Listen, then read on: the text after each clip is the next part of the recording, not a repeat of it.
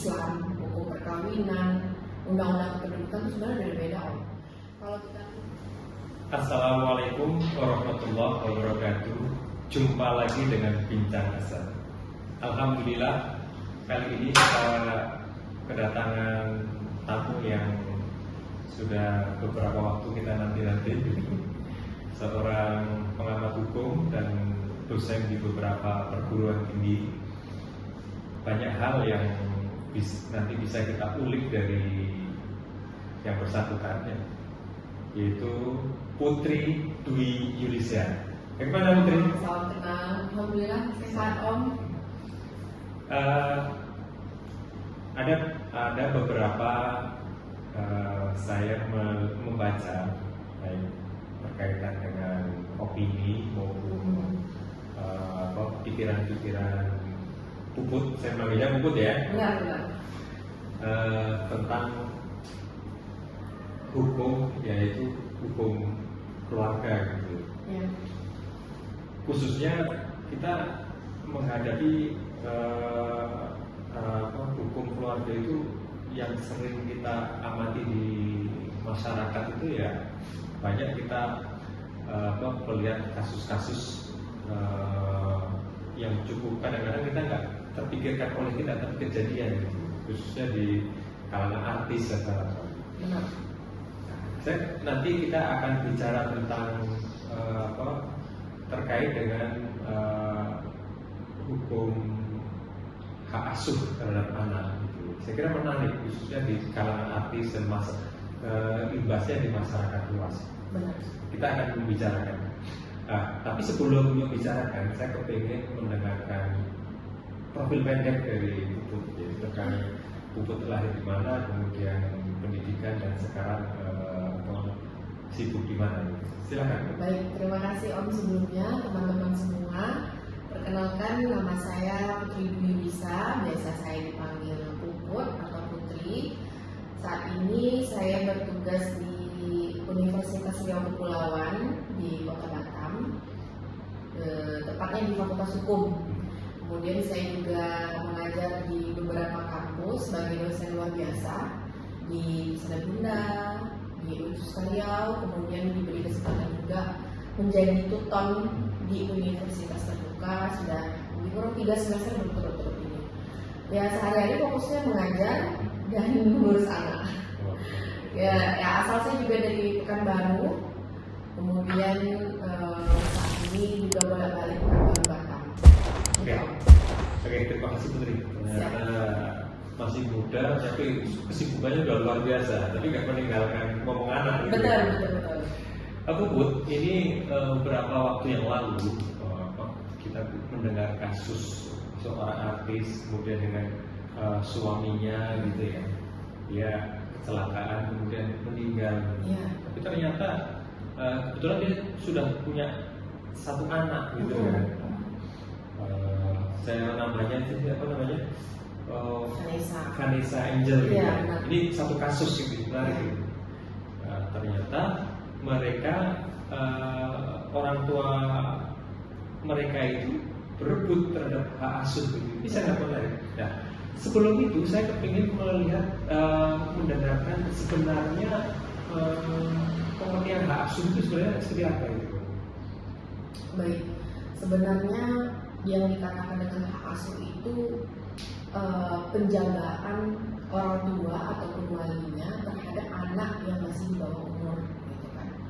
Jadi kalau kita berbicara hak asuh itu memang banyak dampaknya, apalagi hak asuh ini punya akibat hukum, gitu kan. Karena kalau anak ini nanti dijaga oleh siapa, kemudian nanti mungkin ada harta warisannya atau nafkahnya itu harus dipegang oleh siapa, apalagi anak ini belum dewasa, ya kan? Jadi harus ada pihak-pihak yang bertanggung jawab yang benar-benar menjaga anak ini berada di bawah pengawasan dia. Nah, kalau memang dia sudah dewasa, artinya sudah bisa bertanggung jawab. Itu usia berapa itu dia dianggap dewasa itu?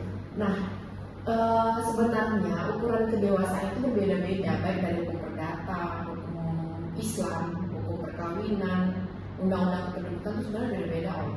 kalau kita lihat sebenarnya dikatakan dewasa itu dalam konteks untuk bisa melakukan perbuatan hukum, dalam buku perdata itu KUH perdata ya, untuk perempuan itu berusia 16 tahun, laki-laki berusia 19 tahun. Maaf, itu undang-undang perkawinan. Tapi kalau dalam KUH perdata, kitab undang-undang perdata sendiri itu usia 21 tahun ke atas, itu sudah dewasa. Kalau dalam hukum adat, mungkin dalam kebiasaan kita yang dikatakan sudah dewasa itu sudah bisa mencari pekerjaan sendiri, baik dia masih 15 tahun, 16 tahun, 17 tahun. Kalau sudah bisa menghasilkan sendiri, itu sudah dewasa. Nah, kalau dalam hukum Islam, kita juga sama-sama sudah tahu kan, yang dikatakan sudah dewasa bagi laki-laki itu sudah balik, berakal, sedangkan bagi perempuan sudah menstruasi. Tapi dalam hak asuh anak kita nggak bisa mengatakan yang dikatakan dewasa dengan usia yang seperti itu, karena kalau di dalam hak asuh anak yang dikatakan artinya untuk bisa anak itu ingin memilih dengan siapa itu di atas 12 tahun. Tapi kalau dia masih di bawah 12 tahun atau masih balita bayi, ya secara hukum disarankan untuk jatuh kepada ibunya atau keluarga, kepada siapa yang dia terdekat gitu si anak ini. Dan untuk usia kedewasaan itu dalam hak asuh anak kita nggak bisa berpedoman pada yang untuk KUH perdata tadi, nggak bisa, karena itu lebih kepada untuk bisa melakukan perbuatan hukum gitu.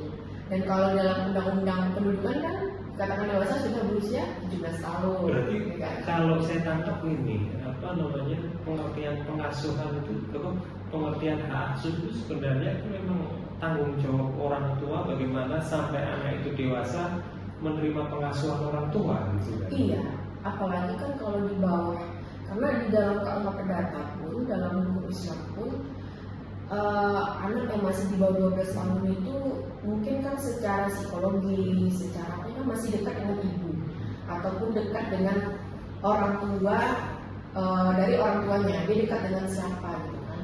Mungkin kalau dia dekat dengan keluarga ibunya, jatuhlah ke keluarga ibunya misalnya, atau dekat ke keluarga ayahnya secara psikologis, maka ke keluarga ayahnya jatuh. Tapi kalau dia sudah di atas 12 tahun itu kan mungkin secara hati nurani dia bisa memilih dia mau dekat dengan siapa. Tapi kalau di bawah 12 tahun itu secara hukum ditentukan lebih baik dengan ibunya. Tapi tidak serta-merta itu jatuh ke ibunya. Ada syarat-syarat tertentu, apakah ibunya ini secara ekonomi cukup atau ibunya ini berkelakuan baik, secara sehat, akal sehatnya bagus gitu kan. Ya, gangguan jiwa, karena kan berpengaruh pada perkembangan anak kan. Sebenarnya prinsipnya memang hak asuh utama itu pada ibu gitu ya. Ya, secara psikologis mungkin ya kan. Karena dari lahir pun kayaknya dia bayi itu udah tahu yang mana ibunya. Iya. Nah, ini artinya ini kan norma, artinya prinsip aturan-aturan hukumnya ini. Iya. Sekarang kita masuk pada sebenarnya apa sih sampai orang-orang itu sampai pengadilan memperkarakan atau memperebutkan hak asuh. Itu persoalannya yang di lapangan apa ya? Pemicunya apa gitu?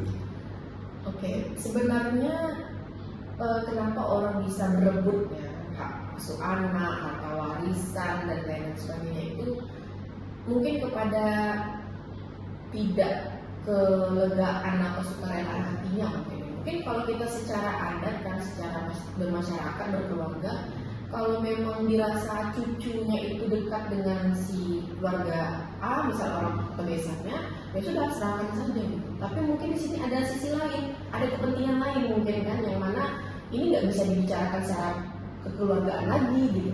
Mungkin salah satu cara terakhir yaitu dengan jalan hukum. Nah, mungkin di sisi lain kita lihat yang contoh kasus Om sebutkan tadi, salah satu artis itu meninggal dunia, suami istri, dan meninggalkan satu orang anak yang saat itu usia anaknya 6 bulan, ya kan masih sangat kecil sekali, yang mana kebetulan karena kan kalau kita beranggapan ini kan kasusnya kematian ya, bukan perceraian. Karena kan kalau perceraian itu memang ada akibat-akibat hukum. Sebenarnya ini kalau kasus ayah ibunya meninggal bersamaan kan, itu sebenarnya kan mungkin nggak ada persoalan suami istri itu, tapi keluarga suami istri itu sendiri kan, orang tuanya. Permasalahan karena kalau kita lihat kalau kita mengikuti dunia mereka, hubungan antara orang tua Vanessa Angel dengan orang tua Bibi ini suaminya kurang harmonis gitu. Itu yang pertama. Sehingga untuk merebutkan si cucunya ini mungkin perlu jalan terakhir, yaitu menempuh jalur hukum, ya kan? Itu yang pertama. Yang kedua, itu yang saya sebutkan tadi, karena ini jadi salah satu peristiwa hukum itu kan kematian, yang mana kematian ini merupakan salah satu peristiwa yang menimbulkan akibat hukum. Apa contoh akibat hukumnya? Yang pertama, menimbulkan siapa saja yang menjadi ahli waris, gitu kan? Nah, mungkin di sini faktornya adalah harta warisan, gitu. Pasti kan orang tuanya ini meninggal nih, Vanessa Angel Bibi punya harta warisan dong, ya kan? Pasti nanti berebut ini ke siapa harta warisannya. Mungkin di satu sisi itu yang dilihat oleh kakek neneknya ini, ya kan? Jadi harus direbutkan dulu nih cucunya, gitu. Nah, itu disidangkan, ya kan? Nah, setelah sidang kurang 11 bulan, ya kurang setahun, akhirnya si cucunya ini jatuh hak asuhnya kepada orang tua si ayahnya. Berarti kan kakeknya dari ayahnya ini kan, ayahnya si Bibi, keluarganya si Bibi. Gitu. Nah, otomatis di situ karena si anak ini masih berusia 6 bulan, nanti kan harta warisannya juga jatuh. Iya, gitu. Karena gini, kalau kita ambil dalam kasus hukum perdata, ahli waris itu ada 4 golongan. Ya. Ini berarti kalau kasus kayak begini, sebenarnya apakah masuknya di perdata? Iya, perdata. Ya, kan hukum keluarga, sama warisan, benar, hukum keluarga. Kemudian dalam hukum perdata itu ada 4 golongan, ya kan? Siapa saja yang berhak menjadi ahli waris. Golongan pertama itu suami atau istri dan anak.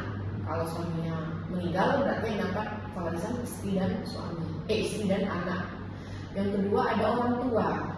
Golongan ketiga ini ada kakek, nenek dan kakek nenek saja. Golongan 2 mohon maaf, orang tua dan saudara kandung.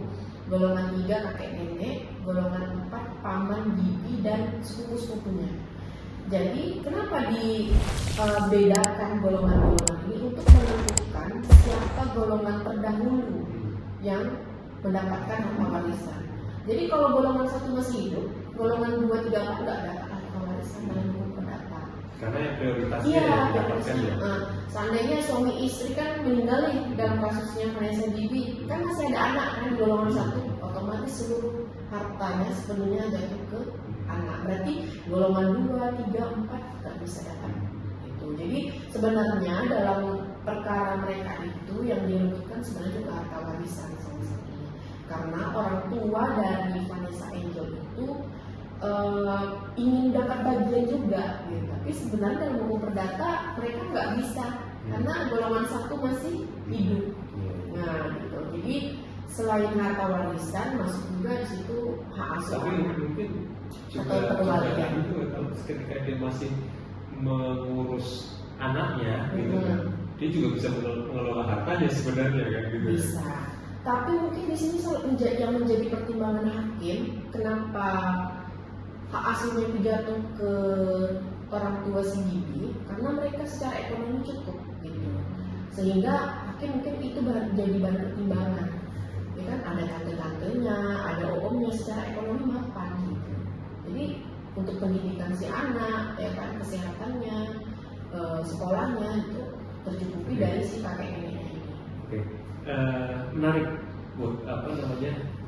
Ada yang setidak-tidaknya ada titik terang bahwa persoalan hak waris itu sebenarnya hak asuh itu bukan persoalan orang tua atau orang tua dari ayah ibu itu menginginkan pengasuhan. Ternyata dibaliknya ada, yaitu katakanlah untuk bisa mengelola harta waris anaknya, gitu. Ini saya kepingin ini mendapatkan suatu advice gitu loh. Itu untuk mengatasi masalah seperti itu terkait dengan jalan yang paling moderat yang bisa diterima oleh beberapa pihak gitu ya. Katakanlah baik kasus yang perceraian atau memang meninggal, itu yang jalan yang baik bagaimana untuk pengasuhan anak? Baik, memang kalau kita lihat dari dua peristiwa ini, perceraian, kematian, itu punya beberapa akibat yang mirip. Kalau dalam perceraian berarti kan hak asuh juga terlibat di sini kan, terus nafkah. Kalau perceraian siapa yang mau masuk? Nah, itu kembali lagi ke yang tadi, ya kan? Kalau dia masih di bawah 12 tahun, bisa hukum Islam secara rata ya ibunya. Tapi dilihat dari segi apa? Psikologinya, kesehatannya, mentalnya, ya kan, kejiwaan ibunya gitu. Nah, kemudian kalau dari peristiwa hukum kematian, apalagi yang meninggal ini ya ibunya, mungkin ya kan, ibunya yang meninggal, ya kan. Kemudian apalagi yang meninggal ini dua-duanya, kedua orang tuanya, juga timbul masalah hak asuh anak gitu, ke siapa, ya kan. Ya kalau memang tidak diperdebatkan oleh dua besan ini, ya kan, mungkin mereka bisa legowo gitu. Oh ya sudah, dia dijaga oleh saya saja gitu kan. Tapi kan kalau terjadi perdebatan berarti kan itu tadi bisa jalur hukum. Jadi sebenarnya untuk kalau secara hukum perceraian kita sudah tahu lah hak asuhnya itu sudah jelas nih, yang mana ke pihak siapa si anak ini harus diserahkan, ya kan? Kalau secara perceraian, ya kan? Tapi kalau meninggal karena kematian ayah dan ibunya ini, sebenarnya ada dua cara, baik secara kekeluargaan yang kita katakan di awal tadi, saling legowo, sukarela. Yang kedua, kalau memang tidak sukarela, berarti kan menempuh jalur hukum gitu. Nah, kembali lagi hakim itu juga melihat kepada siapa si anak ini diasuh, melihat dengan sisi kekeluargaan orang kakek neneknya ini.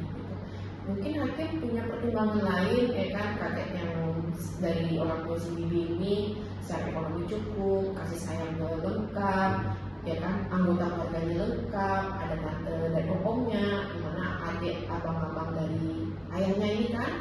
Tapi kalau dari segi orang tua si Vanessa, mohon maafnya